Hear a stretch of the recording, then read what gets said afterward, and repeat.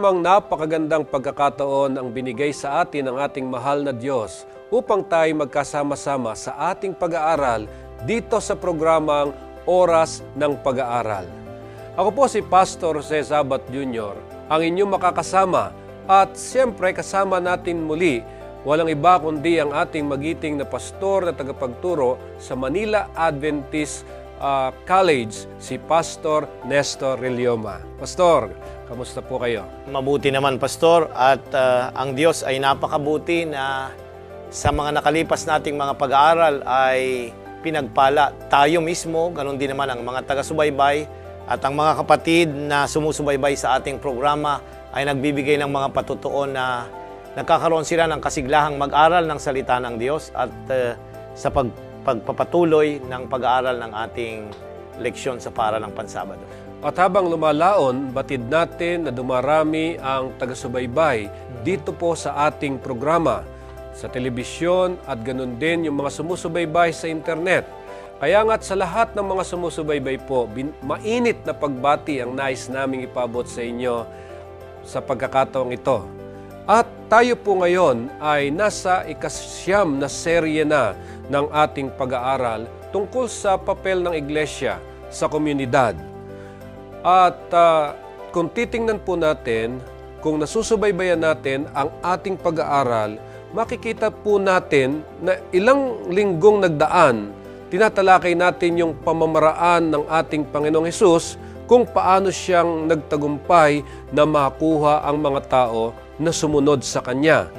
Tinalakay natin ng mga nakaraan yung pakikihalubilo ni Jesus sa mga tao at ganun din yung paano niya ginusto yung kanilang ikabubuti. At sumunod nga doon yung nagpakita siya ng simpatya. At ngayon, tatalakayin natin sa pangsyam na aralin ang kanyang paglilingkod sa pangangailangan nila.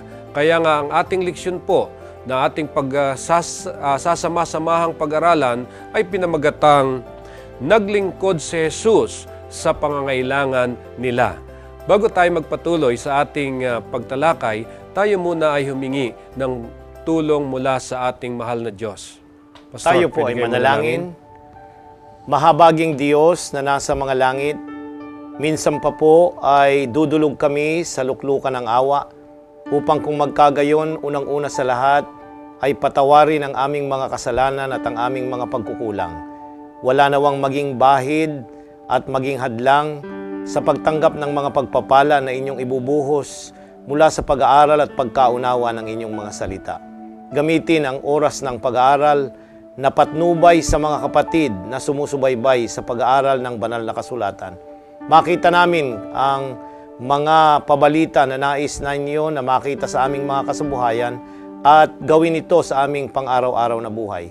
Salamat po, Panginoon, na ang banal na Espiritu ang siyang magbibigay ng kaalaman at ang banal na kasulatan ang magbibigay ng kaaliwan at pangunawa upang lalo naming makilala ka ng lubusan. Gabayan kami ng inyong diwang banal sa aming pagtalakay ng inyong salita sa pangalan ng Panginoong Hesus. Amen. Nais kong basahin ang ating susing talata dito po sa ating pag-aaral na masusumpungan sa Mateo Kapitulo 9, talatang 35. Bilang pagbukas nitong ating talakayan, tingnan natin ang napakagandang sinasabi sa Mateo Kapitulo 9, talatang 35. At nililibot ni Jesus ang lahat ng mga bayan at mga nayon na nagtuturo sa mga sinagoga nila at ipinangangaral ang ebanghelyo ng kaharian at pinagagaling ang sari-saring sakit at ang sari-saring karamdaman. Pastor, ang iyong talatang binasa ay napakahalagang talata dito sa aklat ni Mateo sapagkat ito yung buod, yung summary kung ano ang ministeryo o paglilingkod ng ating Panginoong Hesus nung siya narito sa lupa. Binanggit dito ang tatlong bagay. Unang-una, ang pagtuturo. Ikalawa, ang pangangaral. At ang ikatlo, ang pagpapagaling ng mga may sakit. Now, itong tatlong kaparaanang ito, ang ginamit ng Panginoon para abutin ang mga tao at ang kanilang mga pangangailangan. Pansinin mo, Pastor, kasi ang tema natin ay naglingkod si Jesus sa pangangailangan nila. Paano siya Opo. naglingkod? Unang-una, nagturo. Ikalawa ay nangaral. At ang pinakapangunahing approach niya para lumapit at ma-introduce ang daan ng kaligtasan ay ang pagpapagaling ng may kanilang mga karamdaman. At ang karamdamang ito ay hindi lamang yung physical, Pastor, kundi yung spiritual at saka yung social at mental. Kaya makikita natin yung kabuuan ng pagkatao ay gusto niyang pagalingin para mas madali silang makaunawa at mas malapit sila sa Panginoong Diyos doon sa kaligtasang kanyang iniaalok. Yan, napakaganda ng misyon ng ating Panginoong Hesus. Yung kanyang ministry na ginawa sa lupang ito. Na-imagine ko parang sa araw-araw napaka-busy ng ating Panginoong Hesus. Tama po yun. Diba? Ngayon, sa kanyang pagiging abala sa araw-araw, pero napansin ko din na ang ating Panginoong Hesus, karamihan ng kanyang paglilingkod, yung bang sa panahon na siya'y inaantala. Ayan. Yeah. Ayan.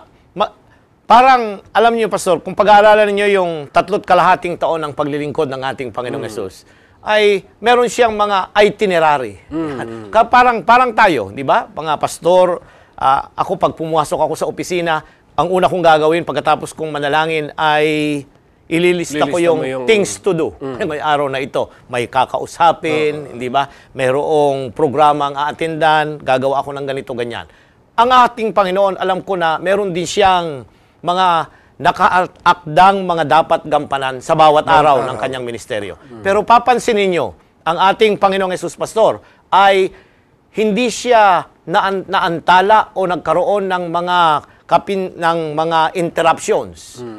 Bagamat ito'y nangyayari, pero ginagawa niya rin ito na paraan upang ipagpatuloy yung layuning dapat niyang gampanan para sa araw na iyon. Yeah. Ayan. Kasi kung isipin mo, tayo, tama po yung sinabi ninyo na meron tayong mga nililista, ito gagawin ko sa maghapon at gusto nating matapos yung ating mga gawain. Meron tayong mga programa na gusto natin natapusin yung programang iyon. Along the way, bigla na lang darating sa atin yung mayroong makikita kang nangangailangan na nai-imagine ko ang ministry ng Panginoong Hesus. Actually, meron silang mga pupuntahan doon sa maglilingkod maaring sa sinagoga, maglilingkod sa ibang lugar kasama ng mga alagad, pero darating po yung panahon na may makakatagpo na para bang pahihintuin siya para lamang pagalingin yung taong nangangailangan sa kanyang karamdaman. Ayan, Pastor. Siguro, tingnan natin ang isang halimbawa dito sa Marcos Kapitulo 5, Pastor. Hindi natin babasahin, pero ang tala ay mula 22 hanggang 45. Ang babasahin lang natin ay yung mga unang mga talata, Pastor. Kapitulo 5, ang talata ay 22 at marahil ay hanggang 30, Pastor. At lumapit ang isa sa mga pinuno sa sinagoga na nagngangalang Jairo, at pagkakita sa kanya ay nagpatira pa siya sa kanyang paanan, at ipinamamanhik na mainam sa kanya na sinasabi, ang aking munting anak na babae ay naghihingalo. Ipinamamanhik ko sa iyo na ikaw ay pumaroon at ipatong mo ang iyong mga kamay sa kanya upang siya'y gumaling at mabuhay. At siya'y sumama sa kanya at sinundan siya ng lubhang maraming tao at siya'y sinisiksik nila. At isang babae na may 12 taon nang inaagasan at siya'y napahirapan na ng maraming bagay ng mga manggagamot at nagugol na niya ang lahat niyang tinatangkilik at hindi gumagaling ng kauntiman, kundi bagkus pang lumulubha siya. Na pagkarinig niya ng mga bagay tungkol kay Jesus, ay lumapit siya sa karamihan sa likuran niya at hinipo ang kanyang damit. Sapagkat sinasabi niya, kung mahipo ko man lamang ang kanyang damit, ay gagaling ako, at pagdakay na ampat ang kanyang agas at ang kanyang naramdaman sa kanyang katawan na magaling na siya sa salot niya. At si Jesus, sa pagkatalastas niya agad sa kanyang sarili na may umalis na bisa sa kanya, ay pagdakay pumihit sa karamihan at nagsabi, sino ang humipo ng aking mga damit? Narito, Pastor. siguro maagang maaga, makikita natin ang tagpo, ay lumapit ang isang pinuno ng sinagoga. Ang pangalan ay Jairo. Ayan. Ay priority ito. Bakit? Ay ruler. Iginagalang ng mga tao sa kanyang bayan at marahil ay kaibigan ng ating Panginoong Hesus o ng mga alagad itong lalaking ito. At ang urgent ay naghihingalo yung kanyang dalagitang anak. At mapapansin natin, hindi nagsalita ang ating Panginoong Hesus dito at sabi niya ay gagaling ang iyong anak o humayo ka na. Hindi. Sa tagpong ito, sumama ang ating Panginoon kasama ng kanyang mga alagad. At samantalang sila'y patungo doon sa tahanan ni Jairo, ay merong nangyari. Ang tawag ng ating leksyon ay nagkaroon ng interruption doon sa dapat niyang gawin, Pastor.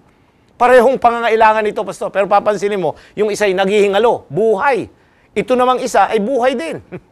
Pero, anong nangyari? Itong babaeng ito, na 12 taon na dinudugo, ayan, ay hindi siya nagsalita sa ating Panginoong Hesus. Nakisiksik din siya sa karamihan ng mga tao. At ano ang nangyari? Kanyang sinaling ang laylayan ng damit ng ating Panginoong Hesus. At anong sabi ng ating Panginoong? Sino ang sumaling sa akin?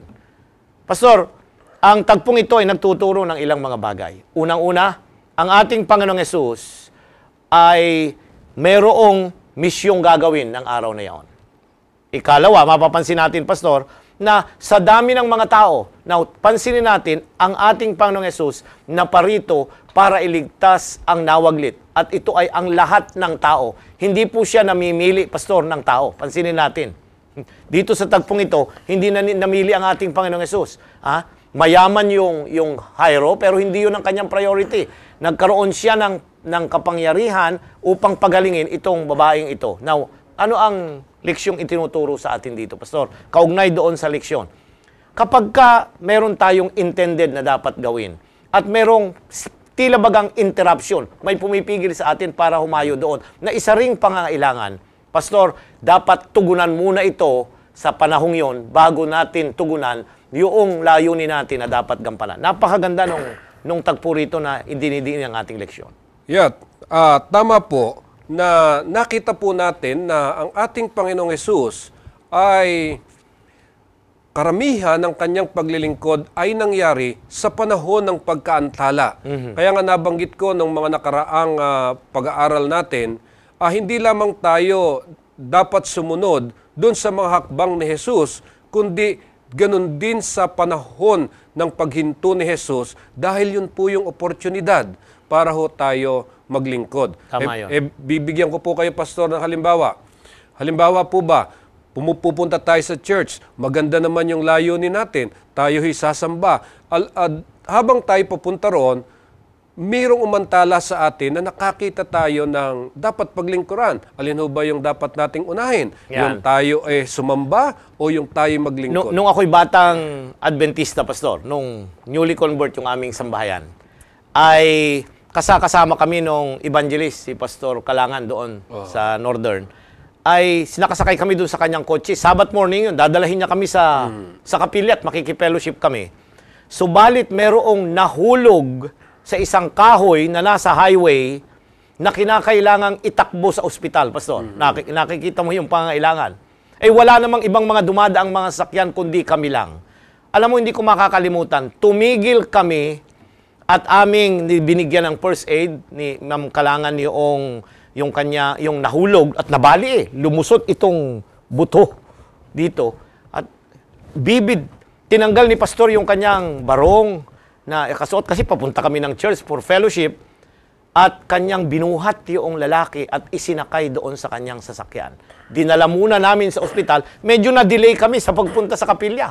Hinihintay na kami ng mga kapatid, lalo na siyang speaker. Pero meron siyang panahon na tumigil kasi iyon ay pangangailangan at ang taong iyon ay nangangailangan. Kung ang ating Panginoong Hesus ay naroroon, ay tutugon din siya.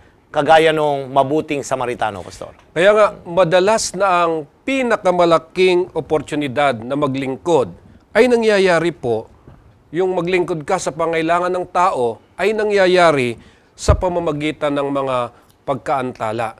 So kaya napakagandang tingnan natin itong bahaging ito dahil mga ginigiliw naming mga taga-subaybay, alam ninyo kung minsan kung nais natin na maglingkod sa iba, minsan hindi natin pinapanukala. Pero biglang Mayroong lalapit sa atin at yun yung oportunidad na mapaglingkuran natin sila. Pero hindi lamang pala dapat tingnan natin. Kailangan din natin silang tanungin upang mapakinggan natin yung kanilang mga saloobin. Kaya nga, gusto kong itanong sa inyo, Pastor, ngayon, bakit ho napakahalaga ng pagtatanong sa ministry? Ayan. Dito sa Bagong Tipan, Pastor, alam natin ang ating Panginoong Hesus ay meron siya ng spiritual discernment. Alam niya yung pangangailangan ng tao. Ayan. Kasi meron siya ng likas na divine. Of course, alam natin yon. Dito sa tala ni Marcos, Kapitulo 10, Pastor, bigyan natin ng isang halimbawa. Isang tagpo mula talatang 46 hanggang 52. At nagsidating sila sa Jericho, at habang nililisan niya ang Jericho, nakasama ang kanyang mga alagad, at nang lubhang maraming mga tao, ang anak ni Timeo, si Bartimeo, na isang pulubing bulag, ay nakaupo sa tabi ng daan. At nang marinig niya na yaoy si Jesus na Nazareno, siya'y nagpasimulang magsisigaw at nagsabi, Jesus, ikaw na anak ni David, mahabag ka sa akin. At siya'y pinagwikaan ng marami upang siya'y tumahimik. Datapwat siya'y lalong sumigaw, ikaw na anak ni David, mahabag ka sa akin. At tumigil si Jesus at sinabi, tawagin ninyo siya. At tinawag nila ang lalaking bulag na sinasabi sa kanya, laksan mo ang iyong loob, ikaw ay magtindig. Tinatawag kaniya at siya pagkatapos ng kanyang balabal ay nagmadaling tumindig at lumapit kay Jesus. At sumagot sa kanya si Jesus at sinasabi, ano ang ibig mong gawin ko sa iyo? At sinabi ng lalaking bulag, Rabboni, natanggapin ang aking paningin. At sinabi sa kanya ni Jesus, humayo ka ng iyong lakad, pinagaling ka ng iyong pananampalataya, at pagdakay tinanggap niya ang kanyang paningin at siya'y sumunod sa kanya sa daan. Narito, Pastor, ang tagpo na merong isang lalaking matagal ng bulag. Ang pangalan ay si Bartimeo. Okay, Bartimeus doon sa English. At sa talatang 51, pansinin niyo, Pastor, itong lalaking ito ay tinanong ng ating Panginoong Hesus. Opo. Hindi ba alam ng ating Panginoong Hesus kaya na yung taong yun ay bulag? Oo, yung pangangailangan niya. Siya ay bulag. Eh, nakita mo namang siya nangangapa-ngapa eh. Pero ang ating Panginoong Hesus, maganda yung yung estratehiya na ginamit ng Panginoon. Tinanong niya kung ano ang gusto na mangyari noong tao. Ano yung kinakailangan, unang-unang bagay na nais niyang maganap sa kanyang buhay. At yun ang ibinigay ng Panginoon. Una, papansinin niyo, siya ay dukha. Pwedeng bigyan siya ng pagkain ng Panginoon at ng mga alagad. Tama? Pero hindi yun yung pangunahing pangailangan, Pastor. Siguro, ang kanyang damit ay luma na at wala naman siyang, hindi naman niya nakikita kung may sira o may punit kasi nga siya ay bulag. Pwedeng bigyan siya ng damit. Pero hindi yun ang pangangailangan ng oras na yon. Ang pangangailangan, pangunahin, Pastor, sang-ayon doon sa patutuo ng tao, nung tanungin ng ating Panginoong Hesus ay ano? Ang sabi niya, gusto kong makakita. Gusto kong magbalik ang aking paningin. Ito, nang tanungin ng Panginoong Hesus, ito yung tunay na pangangailangan noong tao, Pastor. Kaya nga, yung pagtatanong, maganda yung punto natin eh. Hindi lamang, napansin natin kanina, hindi lamang yung may mga interruption, yung pagka tayo naglilingkod, kundi dapat magkaroon tayo ng knowledge o pagtatanong kung ano talaga yung kailangan ng mga tao na nasa ating kapaligiran. Kasi kung minsan, magre-relieve tayo, ayaw nga, magbigay tayo ng damit. Yung nga kaya ang kanilang pangangailangang immediate, ayan. So, pangunahin, hindi natin sinasabi na masama yung magbigay ng damit, yung magbigay ng pagkain. Pero ano ang pangunahing kailangan ng mga tao? Unang-una, maibsan yung ito'y talagang mahirap yung ikaw ay bulag, hindi ka makakita. Madilim ang buong kapaligiran. Kaya nga gusto niya na hindi lamang pagkain, kundi mga damit o pangangailangan pa man na basic, at yung tatalakayin natin mamaya, kundi ang tunay na pangangailangan niya ay yung makita at ang una niyang nakita. Pastor, gusto ko yung punto. Nang ibalik ang kanyang paningin, ang una niyang nakita, ang ating Panginoong Hesus. Amen. So, marahil dapat na nating tingnan yung mga estilo na ginagawa sa ating iglesia para sa paglilingkod sa mga tao. Dahil kung papansinin natin, ay talaga namang aminin natin at sa hindi, mas gusto natin na kung ano yung gusto nating paraan ng paglilingkod, yun yung ating ginagawa sa komunidad. Yun namang komunidad, tatanggapin na rin nila, bagamat hindi yun yung kanilang pangangailangan. So dito napansin ho natin na ang Panginoong Hesus, alam niya ang pangangailangan ng taong ito ay makakita, pero tinanong pa rin niya kung ano talaga ang pangangailangan niya. Siguro maganda rin nating tularan ang paraan ng ating Panginoong Hesus na kapag tayo maglilingkod sa ating komunidad, unahin nating tanungin yung mga tao sa komunidad, ano ba talaga ang kanilang pangangailangan at yun ang gawin nating basihan para sa ating paglilingkod. Tama yun, Pastor. Kaya nga, importante na sa prinsipyo ng ay may mga survey, Pastor, na dapat maalaman natin sino ba yung mga tao dito sa ating komunidad. Pupunta tayo doon mamaya. Ano yung mga grupo ng mga tao sa ating pagministeryo sa kanilang mga pangangailangan. Yeah. So ngayon, tinalakay natin yung paraan ng pagtatanong. Nako, siguro marahil hindi ka lang dapat magtanong, kundi maging maingat ka rin sa iyong pakikinig. Ayan. Kaya paano kaya natin pakikinggan ng may pag-iingat at kahabagan sa mga pinaglilingkuran natin? Pumunta tayo dun sa isang tagpo, sa isa pang halimbawa sa Juan, Kapitulo 6, Pastor. Ang Kapitulo 5, talatang 1 hanggang 9. Merong isa pang tagpo rin dito na nais nating kunin yung prinsipyo na yung sinasabi na makinig. Hindi lang magtanong, kundi makinig. Kapitulo 5, ang talata ay 1 hanggang 9. Pagkatapos nga ng mga bagay na ito'y nagkaroon ng pista ang mga Hudyo at tumahon si Jesus sa Jerusalem. Sa Jerusalem nga'y may isang tangke sa tabi ng pintuan ng mga tupa na sa wikang Hebreo ay tinatawag na Bethesda na may 5 portiko na sa mga ito'y nangaghandusay ang marami sa kanilang mga may sakit, mga bulag, mga pilay, mga natutuyo. At naroon na isang lalaki na may 38 taon nang may sakit.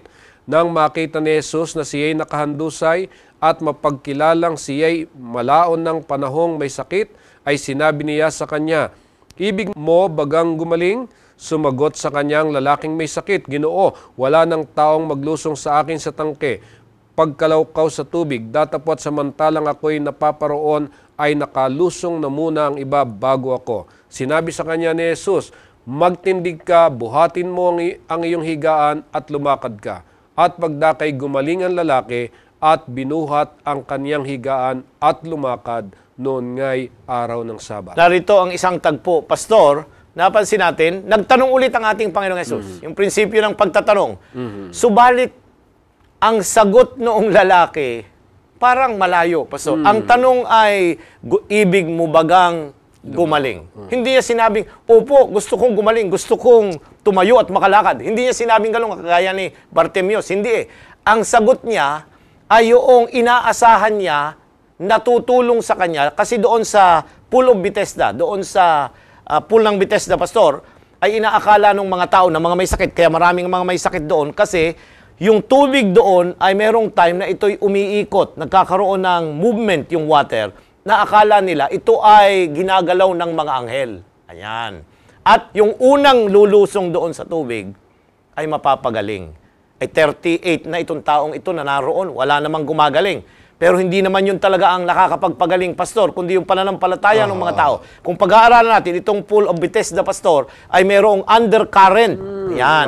Na nakakonekta doon sa Sea of Galilee na pagka ito ay nag-high tide, yung tubig ipupush ito, kaya yung naroon sa balon ay aangat at gagalaw. Ayan. Pero sa pananampalataya nila ay may mga anghel na nagdadala ng kagalingan. Ayan. So, nakinig ba si Jesus doon sa sinasabi niya? Yun yung kustumbre. Pinakinggan niya. Kasi pag nagdalaw tayo, Pastor, sa mga bahay-bahay, oo nga, may sakit sila. Pero kung minsan, ang ikwekwento nila yung anong nangyari sa kanilang mga buhay, sa kanilang asawa, sa kanilang pamilya, ang ating Panginoong Hesus nakahandang tumugon sa pangailangan niya. Pero may time siya upang makinig sa kanila. So, kasi napapangunahan tayo minsan, yung bang sarili nating opinion tungkol doon sa paglilingkuran natin. Ayan. O halimbawa, mayroong may karamdaman na gusto nating paglingkuran, nauunahan tayo nung iniisip natin, kaya may karamdaman yan kasi ganyan yung taong yan. Yung ating iniisip, gusto natin yun ang ilagay doon sa ating tutulungan. Pero ngayon, napapansin ho natin, dapat palang makinig muna tayong mabuti doon sa ating mga paglilingkuran. Tama man yung sinasabi niya o hindi, ang prinsipyo, Pastor, makinig.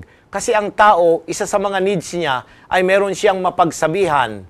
Ito yung tinatawag sa psychology na merong catharsis, Pastor. Yung matanggal yung mga masasamang mga kaisipan, mga feeling ay lumabas sa ating buhay para maibsan yung emotional na bigatin ng tao. Kasi mas mabigat yun, yung psychological at emotional, mas nakakaya nga yung sinasabi ng psychosomatic. Hindi lang yung sakit ng na may nararamdaman yung katawan, pero ang talagang may problema, yung kanyang kaisipan. Ayan. Ang karamihan ay nagsisimula dito, may sakit ako, masama ang pakiramdam ko. Bakit? Depressed siya at kung ano pa sa mga nangyari sa kanyang buhay. Pero pag nakinig tayo sa kanila, naiibsan yung kanilang mga nararamdaman dahil alam nila na mayroong nagmamalasakit na mayroong time na makinig sa kanila. Yeah, napakagandang dinidetalye itong mga kasaysayang ito hanggat may angkop natin at makilala natin ng lubusan kung ano ang ating mahal na Diyos. At dito sa kanyang pamamaraan, ipinapakita kahit ng lumang tipan o ng mga awit kung paano ang Diyos natin ay nangangalaga, nagmamalasakit sa kanyang mga nilikha. Ayan, Pastor, maganda yung iyong tinuran diyan. Nais kong pansinin natin ang sulat ni Salmista David sa 139 ng mga awit. Ang talata ay 1 hanggang 13, Pastor. O Panginoon, iyong siniyasat ako at nakilala ko. Iyong nakilala ang aking pagupo at ang aking pagtindig. Iyong nauunawa ang aking pag-iisip sa malayo. Iyong sinisiyasat ang aking landas at ang aking higaan. At iyong kilala ang lahat kong mga lakad. Sapagkat wala pa ang salita sa aking dila, ngunit narito, O Panginoon, at tatalastas mo ng buo. Iyong kinulong ako sa likuran at sa harapan, at inilapag mo ang iyong kamay sa akin, at ganyang kaalaman ay totoong kagilagilala sa akin, ito'y mataas, hindi ko maabot. Saan ako paroroon na mula sa iyong espiritu? O saan ako tatakas na mula sa iyong harapan? Kung sumampa ako sa langit, nandyan ka. Kung gawin ko ang aking higaan sa Sheol, narito ikaw ay nandoon. Kung ang aking kunin ang mga pakpak ng umaga at tumahan sa mga pinakadulong bahagi ng dagat, doon may papatnubayan ako ng iyong kamay, at ang iyong kanang kamay ay hahawak sa akin.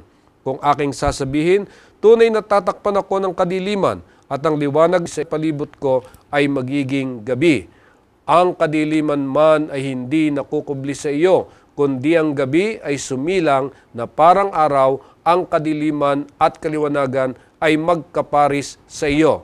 Sapagkat iyong inanyo ang aking mga lamang loob, iyo akong tinakpan sa bahay bata ng aking ina. Narito ang patutuo ni Salmista David, Pastor, na ang Diyos ay alam niya ang lahat ng bagay tungkol sa kanyang mga nilalang.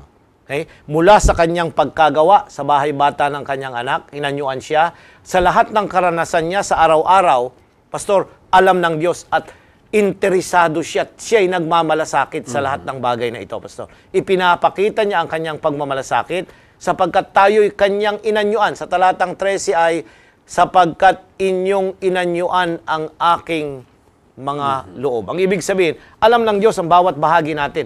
Yung anyo dito na tinutukoy niya, yung mga bahagi na emotional, spiritual, at psychological na pangangailangan ng tao. Alam ng Diyos yon, Pastor. At ito'y kanyang tinutugon sang-ayon sa ating pangangailangan, hindi sa ating kagustuhan, kundi sa ating pangangailangan. So, hindi lang tumitingin ang Diyos kung ano yung nakikita niya na pangangailangan ng tao, kundi ang tao ay alam ng Diyos ano pa yung mas malalim na kanyang pangangailangan. Kaya nga ang tanong ko po ay, paano tumugon si Jesus sa panahon ng kanyang ministry sa mas malalim na pangangailangan ng tao? Pastor, kasi ang una nating nakikita, yun lang pagpapagaling. Pero mas may malalim pa kaysa doon sa physical na pagpapagaling. Isang halimbawa yung nakatala dito sa Marcos Kapitulo 2, Pastor. Ang talata ay 1 hanggang 12.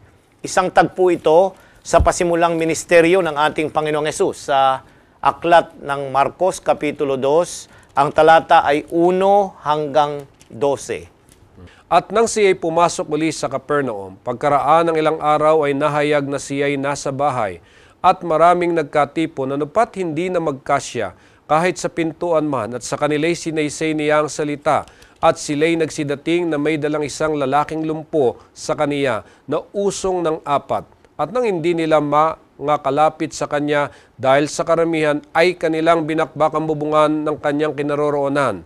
At nang yaoy kanilang masira, ay inihugos nila ang higaang kinahihigaan ng lumpo. At pagkakita ni Jesus sa kanilang pananampalatay, sinabi sa lumpo, "Anak, pinatatawad ang iyong mga kasalanan." Ngunit mayroon doong nakakaupong ilan sa mga eskriba at nangagbubulay-bulay sa kanilang mga puso. Bakit nagsasalita ang taong ito ng ganito? Siya'y namumusong. Sino ang makapagpapatawad ng mga kasalanan kundi isa ang Diyos lamang? At pagkaunawa ni Jesus sa kanyang espiritu na sila'y nangagbubulay-bulay sa kanilang sarili, pagdakay sinabi sa kanila, "Bakit binubulay-bulay ninyo ang mga bagay na ito sa inyong mga puso? Alin baga ang lalong magaang sabihin sa lumpo, pinatatawad ang iyong mga kasalanan, o sabihin magtindig ka at buhatin mo ang iyong higaan at lumakad ka? Datapwat upang maalaman ninyo na ang anak ng tao ay may kapamahalan sa lupa na magpatawad ng mga kasalanan, sinabi niya sa lumpo, sa iyo ko sinasabi, magtindig ka, buhatin mo ang iyong higaan at umuwi ka sa bahay mo." 12. At nagtindig siya, at pagdakay binuhat ang higaan, at yumaon sa harap nilang lahat, anupat nangagtaka silang lahat, at ninulwalhati nila ang Diyos na nagsasabi, "Kailan may hindi tayo nakakakita ng ganito." Narito, Pastor, ang tagpo ay pinagaling yung isang lalaking lumpo na iniusong at ibinaba ng kanyang mga kaibigan nung sirain nila yung bubungan. Ayan.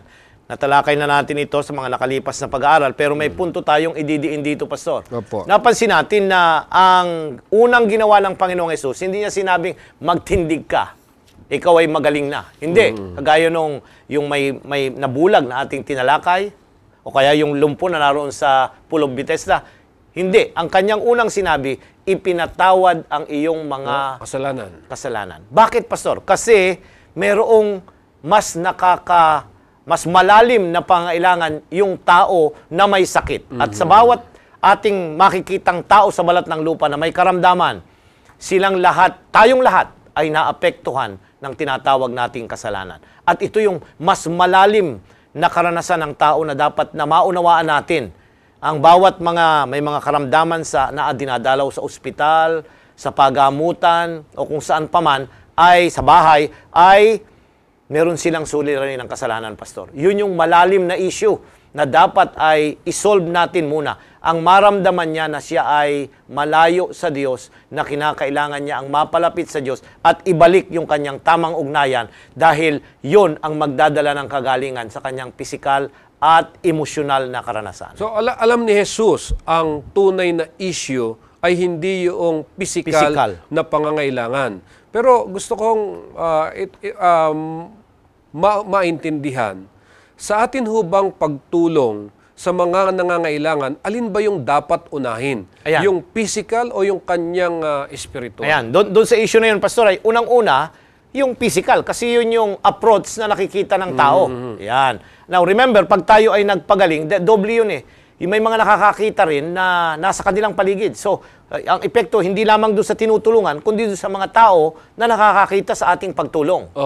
Ang ikalawa ay doon sa tao mismo, pagka siya ay napagaling, ay nagpapasalamat siya at nakikilala niya yung kanyang kahinaan, na mayroon siyang pagkukulang sa kanyang relasyon sa Panginoon, at gusto niyang makilala ng lubusan kung sino yung pinagtitiwalaan nitong mga tumutulong sa kanya. Ayan. Pero dito sa tagpong ito, Pastor, idinidiin lamang ng very simple na leksyon, at ang leksyon ay sa lahat ng may mga pisikal na mga karamdaman, Pastor, ay may malalim na pangangailangan, at yun yung spiritual na pangangailangan, ang mapatawad at yung katiyakan na sila'y may katubusan at kaligtasan kay Kristo. Yun ang dapat ay pangunahin na purpose kung bakit tayo gumagawa at minimit yung mga pangailangan ng tao. So napakaliwanag nitong ating narinig mula sa ating pastor, Rillioma, na kung saan ay tingnan natin hindi lamang yung physical, kung hindi yung mas malalim na pangangailangan ng tao. Ngayon, medyo umiba tayo ng konti, pastor, sa atin hong pag-aaral dahil ngayon alam natin, nakikita natin, nasasaksihan natin yung mga tao na mayroong pangangailangan. Pero gusto ko hong tingnan natin itong karanasan ng unang iglesia tungkol kay Dorcas. Sino ho ang nangangailangan? Ayan, maganda yan, Pastor, kasi kung minsan sa loob ng iglesia ay nararamdaman din nila na yung sila may mga kailangan. Sino ba nangangailangan? Yung lang mga tagalabas? O pati rin yung mga kaanib sa loob ng iglesia? Dito sa karanasan ni Dorcas, Pastor, sa Kapitulo 9 ng Gawa, ang talata ay 36 hanggang 42. Ngayon ay may isang alagad sa Jope na nangangalang Tabita, na ang kahulugay Dorcas. Ang babaeng ito'y puspos ng mabubuting gawa at ng pagkaawang gawa na kanyang ginagawa. At nangyari nang ang mga araw na iyon na siya'y nagkasakit at namatay at nang siya'y mahugasan na nila, ay kanilang ibinurol siya sa isang silid sa itaas. At sapagkat malapit ang Lida sa Jope, pagkabalita ng mga alagad na si Pedro ay naroroon, ay nangagsugo sa kanya ng 2 katao na ipinamamanhik sa kanya, "Huwag kang magluwat ng pagparito sa amin." At nagtindig si Pedro at sumama sa kanila, at pagdating niya, inihatid nila sa silid sa itaas, at siya'y niligid ng lahat ng mga babaeng bao na nagsisitangis at ipinapakita ang mga tunika at ang mga damit na ginawa ni Dorcas nang ito'y kasama pa nila. Datapwat, pinalabas silang lahat ni Pedro at lumuhod at nanalangin, at pagbaling sa bangkay ay kanyang sinabi, "Tabita, magbangon ka." At iminulat niya ang kanyang mga mata, at nang makita niya si Pedro ay naupo siya, at iniabot ni Pedro sa kanya ang kanyang kamay, at siya'y tinindig at tinawag ang mga banal at ang mga babaeng bao, at siya'y iniharap niyang buhay. At ito'y nabansag sa buong Jope, at marami ang nagsisisampalataya sa Panginoon. Ayan, Pastor, yung mga tinatawag ditong mga banal, ayan, o yung mga nanampalataya, dalawa yung grupo rito, Pastor, na pinaglingkuran ni Dorcas. Ako'y naniniwala na unang-una, pinaglingkuran niya yung mga nangangailangan sa loob ng iglesia. Ikalawa, yung mga hindi kaanib ng iglesia. So, dapat mayroong balance. Hindi nga tayo ay minister ng minister sa pangailangan ng mga tagalabas, o kaya naman, minister tayo ng minister sa mga pangailangan ng mga tagaloob, na hindi tayo nag-outreach sa labas. Pero dapat, unang-una, unahin natin yung mga nasa loob ng iglesia.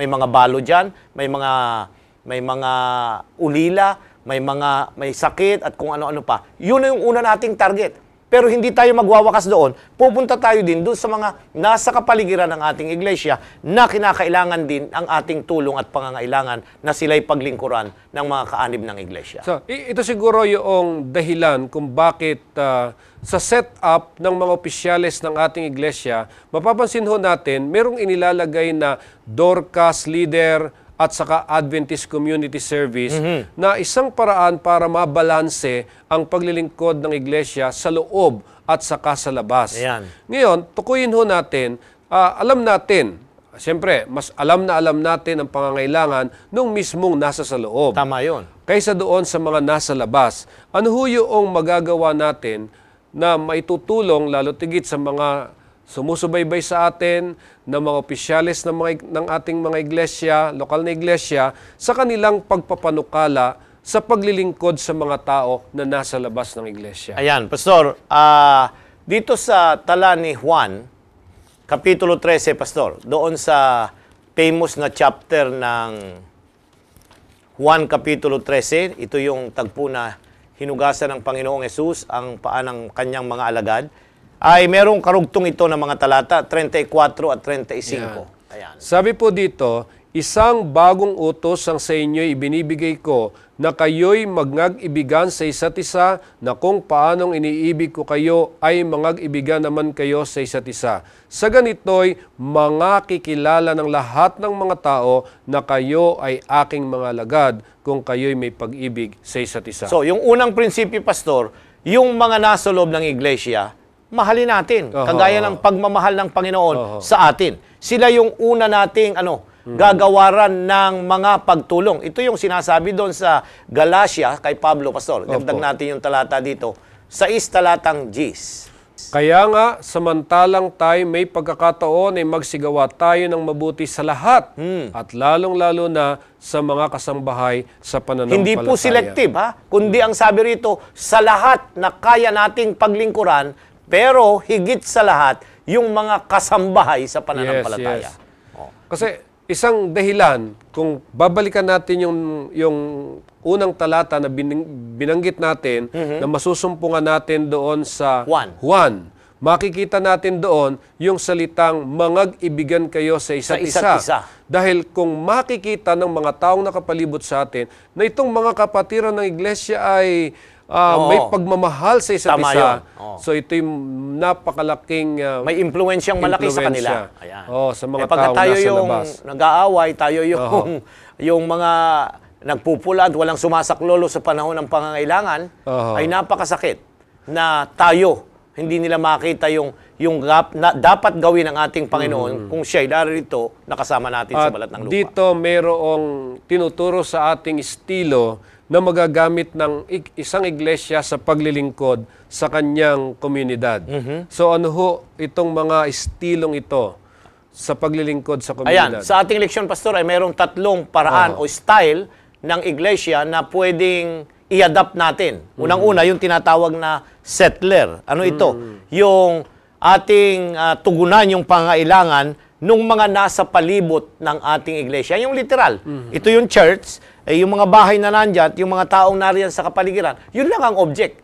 Kaya settler ang tawag. So limited. Hanggang doon ka lang sa mga tao na nasa palibot o naaabot ng impluensya ng iglesia, yung kinatatayuan at kinalalagyan ng kongregasyon na ating pinaglilingkuran. Ikalawa naman, meron yung gardener na concept. Ano itong gardener concept? Yung paglilingkod sa mga kapitbahay sa labas ng area ng kapilya. So, mas malawak na ito. Pupunta na tayo sa mas malayo. Yung mga magkakapitbahay sa dako doon, sa banda roon. Hindi lang yung sa vicinity ng iglesia, kundi yung mas malayo pa na mga bahagi. Yung ikatlo, Pastor, ay yung concept ng style ng pagiging pastor o shepherd. Ang target na rito, hindi lamang yung lokasyon ng mga tao, kundi yung may mga grupo ng mga tao na dapat nating ma-reach. Like for example, may grupo ng mga squatter, mga grupo ng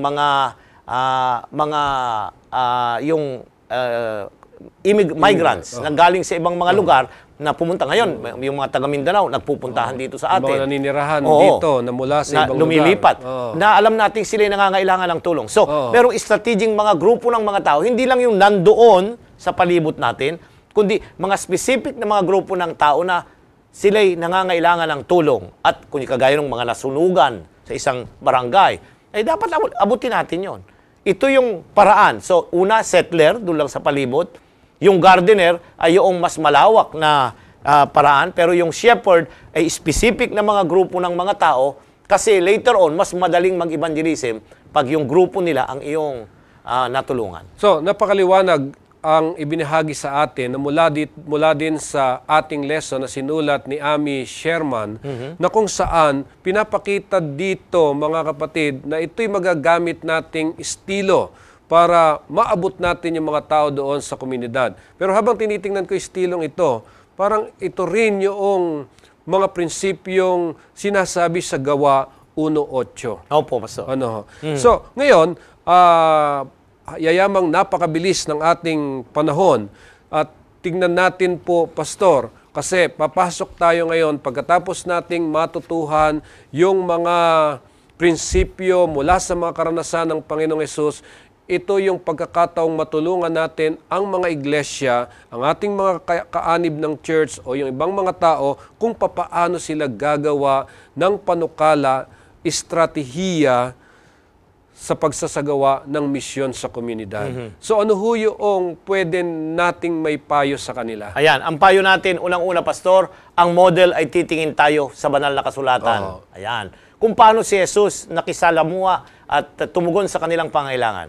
At hindi lang yon, tayong mga Adventista, meron po tayong spirit of prophecy, yung kaloob na mga sulat na ipinagkaloob sa propeta ng ating iglesia. So ibig niyo po Ayan. sabihin, ang unang dapat pagbatayan ng ating pagpapanukala, walang iba kundi ang banal na kasulatan at ang espiritu yung mga ng hula. prinsipo. Kaya nga yung mga title natin nitong ating leksyong tinatalakay ngayon ay yung description na nakita sa sulat ng espiritu ng panghuhula kung paano ginawa naman ni Kristo yung kanyang paglilingkod nung narito sa lupa. Oo. So very kaya basic pala, yun. kaya po pala napapansin ko kahit sa ating pag-aaral, halos lahat ng binibigkas natin dito ay may basihan may mga mula sa banal komentaryo. na kasulatan. Yan, oo. So ano pa po yung Ikalawa, dapat Pastor, isaalang-alang nila? ay yung knowledge o yung kaalaman tungkol sa pangangailangan ng komunidad. At Oo, paano ito? assessment. Tayo'y magkakaroon ng survey. Oo, survey. Pag-aaralan talaga ng masusi, makikipagtungan tayo sa mga ahensya. Hindi lamang tayo kasi may mga ahensya na nakakaalam dyan. Meron tayong DSWD,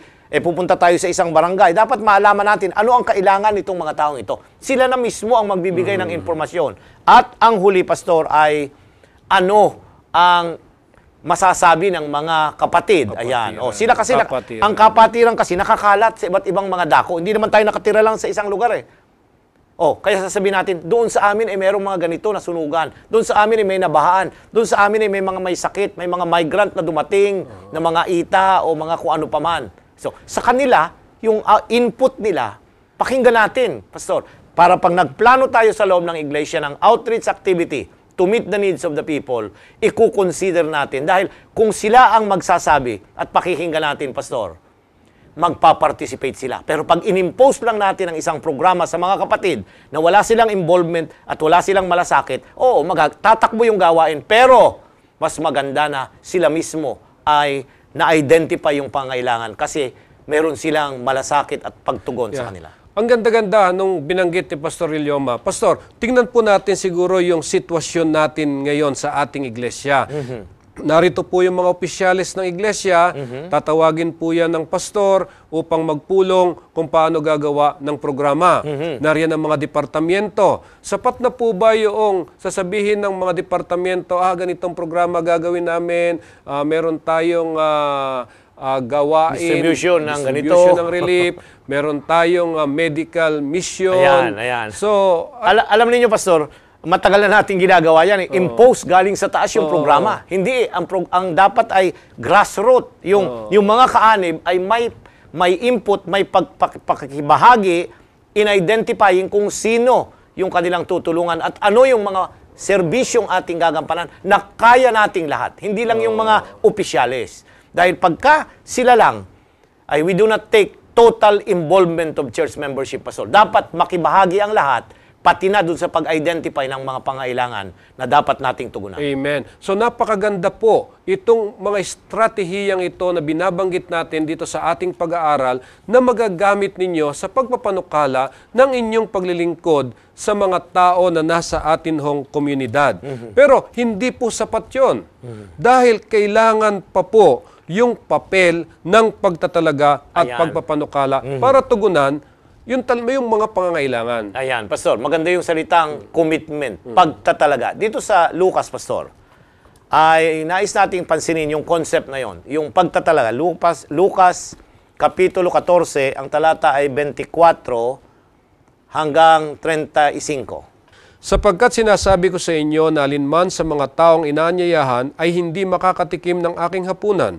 Nagsisama nga sa kanyang lubhang maraming tao at siya'y lumingon at sa kanila'y sinabi, kung ang sino mang tao ay pumaparito sa akin at hindi napupuot sa kanyang sariling ama at ina at asawang babae at ang mga anak at mga kapatid na lalaki at mga kapatid na babae, oo at pati sa kaniyang sariling buhay man, ay hindi siya maaaring maging alagad ko. Sino mang hindi nagdadala ng kanyang sariling krus at sumusunod sa akin ay hindi maaaring maging alagad ko, sapagkat alin sa iyo, ang kung ibig magtayo ng isang muog ay hindi muna uupo at tatayahin ang halagang magugugol kung may roong may pagtatapos.